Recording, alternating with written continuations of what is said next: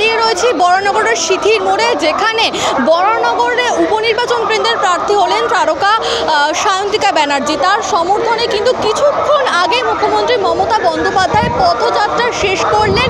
এবং কিন্তু কি চাইছেন বরানগরের জনবাসী, কাকে ভোট দিতে চাইছেন বা কাকে চাইছেন, সেই সমস্তটাই কিছু জিজ্ঞাসা করে নেব। এইখানে অনেকেই দাঁড়িয়ে 1 জুনকে তাহলে বরানগরে আমাদের ইলেকশন হবে, 4 জুন সবুজ আবির শুধু খেলা হবে না, এবারে আর কোনো রবীন্দ্রসঙ্গীত হবে না, ডাইরেক্ট ডিজে বাজবে।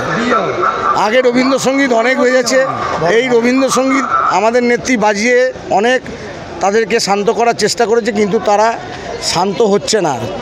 অনর্গল দিল্লি থেকে এসে এখানকার পরিস্থিতিকে অশান্ত করার চেষ্টা করছে। আজকে নন্দীগ্রামে সেম অশান্তি ঘটিয়েছে। অতএব আগামী 4 জুন শুধু আবির খেলা হবে না, সারা দিন সারা রাত দিওয়ালি হবে এবং একদম ডিজে বাজবে। দাদা, এই লোকসভা নির্বাচনের নির্ঘণ্ট প্রকাশের আগে ভাই এখনো বলা যেতে পারে যে সন্দেশখালী নিয়ে কিন্তু এখনো কিন্তু তৃণমূলের দিকেই অনেকে আঙুল তুলছে। এর মধ্যে ওই কথা বলা না, সন্দেশখালীটা হলো টোটালি ক্রিয়েটেড। এটা আপনারা একটু সাধারণভাবে ভালোভাবে পর্যালোচনা করুন। আমার নিজের দেশের বাড়ি বসিরহাট ধান্যকুড়িয়া, আমার ওখানে আমার জ্যাঠা কাকা তারাও থাকে। আমি কর্মক্ষেত্রে কলকাতায় এখানে বাড়ি করে এখানে থাকি।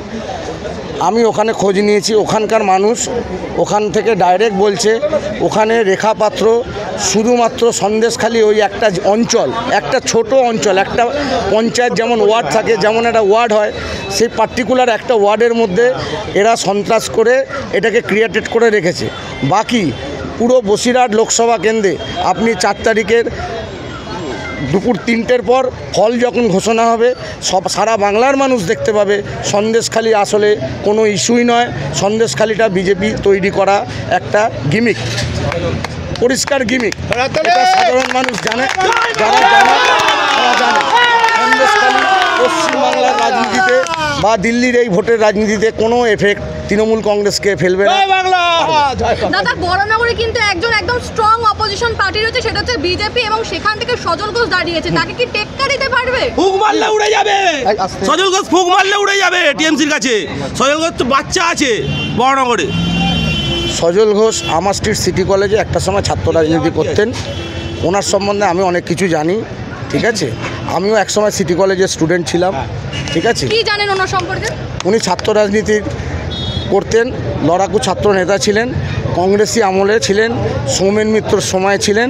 সৌমেন মিত্র তখন বেঁচে ছিলেন এবং ওই সময় ওনার বাবা প্রদীপ ঘোষ বিরোধী দলনেতা ছিলেন কলকাতা কর্পোরেশনের।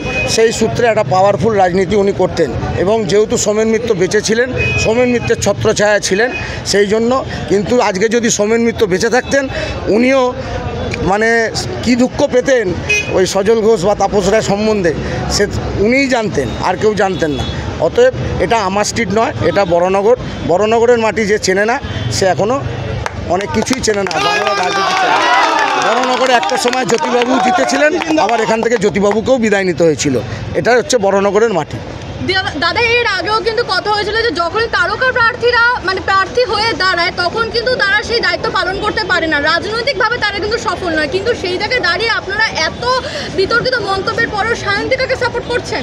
সায়ন্তিকা ব্যানার্জি জিতছে 100% না 200% জিতছে 200%।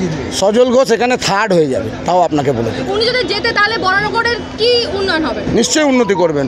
উনি এর আগে বাঁকুড়ায় গেছিলেন, ওখানে 725 ভোটে হেরেছে। ওটা কোনো হারি না, ওটা হারি নয়। ধরে রাখুন শুভেন্দু অধিকারীর মতো লোডশেডিং করে কোনো হারানো হয়েছে, ঠিক আছে। অতএব এখানে উনি নিশ্চিত জিতছেন এবং জিতলে উনি মানুষের পাশে থাকবেন। উনি একজন মহিলা মুখ্যমন্ত্রীর প্রতিনিধি। অতএব আমরা দৃঢ় বিশ্বাস উনি মহিলা হয়ে মহিলা মুখ্যমন্ত্রীর প্রতিনিধিত্ব এখানে বরানগরের মানুষকে সেই সেবা এবং উপকার বা যা সহযোগিতা সব কিছু উনি দেবেন, এটা আমাদের দৃঢ় বিশ্বাস আছে। ধন্যবাদ দাদা। আপনার নাম? আমার নাম সুকান্ত মণ্ডল, আমি সিকিমোর কামারাটি অটো ইউনিয়নের সেক্রেটারি।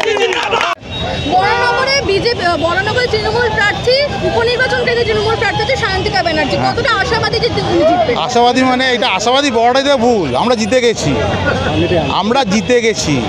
আজকে একদম মানুষের ঢল দেখেছেন, জনতার ঢল দেখেছেন। লক্ষ্মী ভাণ্ডার, সব লক্ষ্মী ভাণ্ডারের ভিড়, একদম লক্ষ্মী ভাণ্ডারের ভিড়। এতে কোনো ভুল নেই, আমরা জিতে গেছি, শুধু ভোটের অপেক্ষা। চট্টোপাধ্যায় কিন্তু কিছুদিন আগেই একটা ভিডিওতে বলেছেন যে যদি জিতে যায়, মমতা বন্দ্যোপাধ্যায় যদি জিতে যায় আবার 1000 টাকা দিয়ে বন্ধ করে দেবে। কে বলেছে এটা বাজে কথা? লকেট চট্টোপাধ্যায় না বলেছে না না, এটা। ও বলছে বলুন, অনেকে অনেক কথাই বলে। পাগল হয়ে গেছে, পাগলি হয়ে গেছে, ও তো মাথা খারাপ এমনিতেই হয়ে গেছে, ও তো এমনিই হাঁটছে।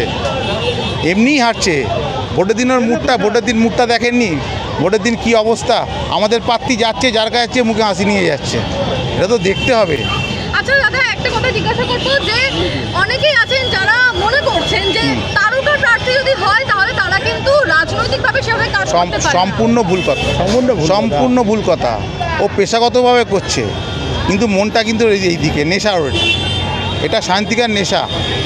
মানে বলতে চাইছেন অভিনয় ওনার পেশা হলেও রাজনীতি ওনার নেশা। 100 বার 100 এর মধ্যে কোনো ভুল নেই। তাহলে 4 জুলাই বরানগর কি রঙে খেলবে? সবুজ আবিরে ঢেকে যাবে। জয় বাংলা, জয় বাংলা, একটাই কথা, আর কোনো কথা নেই। খেলা হবে তাহলে 4 জুলাই? খেলা তো হচ্ছেই, খেলা হবে, খেলা হচ্ছে। ধন্যবাদ দাদা, আপনার নাম? আমার নাম শিবসুন্দর দাস, 24 নম্বর ওয়ার্ডের প্রেসিডেন্ট।